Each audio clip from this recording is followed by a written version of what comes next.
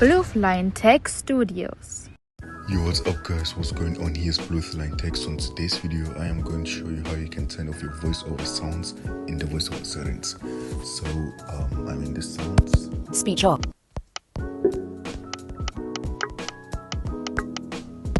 speech on.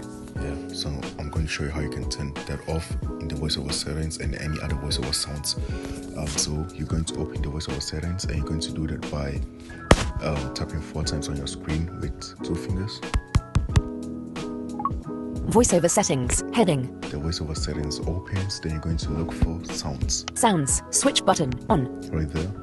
So you have to be patient and look for it because it's kind of a little bit far away, but yeah, you're going to find it if you look for it. So you're going to double tap to turn that off. Off. Then this is what you're going to hear. Sounds, switch button, off. Double tap to toggle setting. So you'll be hearing voiceover without the sounds, and I think it's really cool because the sounds will get annoying at a point. So I do like this feature. So let me know in the comment section if I was able to help you out, and yeah, I'll see you guys in the next video, guys. Peace out. Subscribe, like, and turn on your post notifications.